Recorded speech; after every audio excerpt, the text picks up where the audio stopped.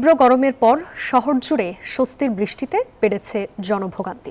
গতরাত থেকে শুরু হওয়া অবিরাম বৃষ্টিতে রাজধানী ঢাকার বিভিন্ন এলাকা তলিয়ে যায়। শহরের প্রধান সড়কগুলো সহ বিভিন্ন এলাকায় তৈরি হয় জলাবদ্ধতা।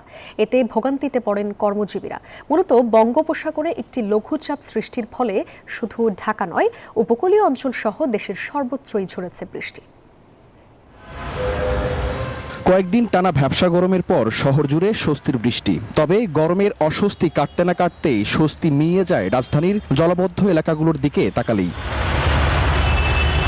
ভোর ৫টা থেকে শুরু হওয়া এই বৃষ্টিপাতে তলিয়ে যায় রাজধানীর অধিকাংশ এলাকা। সৃষ্টি হয় জলাবদ্ধতা, ভোগান্তিতে পড়েন কর্মজীবীরা। প্রচুর পরিমাণ কাদা হয়েছে, হাঁটাচলা করতে পারতেছে না, ড্রেনের সুবিধা নাই, পানি রাস্তায় জমা আছে, জনভোগান্তি হচ্ছে। প্রশাসনিকের দৃষ্টি আকর্ষণ করছে, এগুলা ড্রেনের সুবিধার্থে তারা যে কোনো ব্যবস্থা বা পরিবেশের ক্ষেত্রে তারা যে কোনো ব্যবস্থা নিলে ভালো হয়। বান্ডেল থাকলে প্রতি সেনমানিতে টাকা বাঁচবে। বিকাশ সেনমানি বান্ডেল কিনে জিতুন প্রতি লেনদেনে। জীবনে তো আসাই যায় না, আমাদের গাড়ির ভিতরে পানি ঢুকবে এরকম একটা অবস্থা আর কি। সকাল 8টা রওনা দিয়েছি মাওনা থেকে, দুপুর 12টা বাজে এখন পর্যন্ত আমরা গন্তব্যস্থলে পৌঁছাতে পারি না উত্তরা। এদিকে রাজধানীর বংশাল সড়কে জমে থাকা বৃষ্টির পানিতে বিদ্যুতায়িত হয়ে এক যুবক নিহত হন। সোমবার সকাল 9:15টার দিকে বংশালের নাজিরা বাজার চৌরাস্তার কাজী আলাউদ্দিন সড়কের জামাইগলিতে এই দুর্ঘটনা ঘটে। এদিকে আবহাওয়া অফিস বলছে 12 ঘন্টায় ঢাকায় 107 মিলিমিটার বৃষ্টিপাত হয়েছে, যেটি স্বাভাবিক বৃষ্টিপাত বলছে।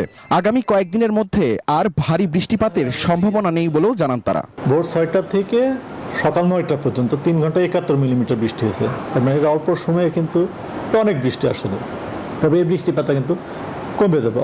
ইতিমধ্যে কিন্তু বৃষ্টি কমে গেছে, ঢাকাতেও কমে গেছে এবং আগামীকালকে তো বৃষ্টি অনেকটা কমে আসবে। পশ্চিমবঙ্গ অথবা বাংলাদেশের দিকে আসে, সেক্ষেত্রে বৃষ্টিপাতের কিন্তু উল্লেখযোগ্য কিন্তু পরিবর্তন হবে।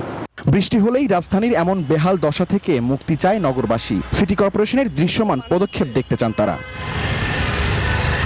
শাহরিয়ার কবির, নিউজ 24, ঢাকা।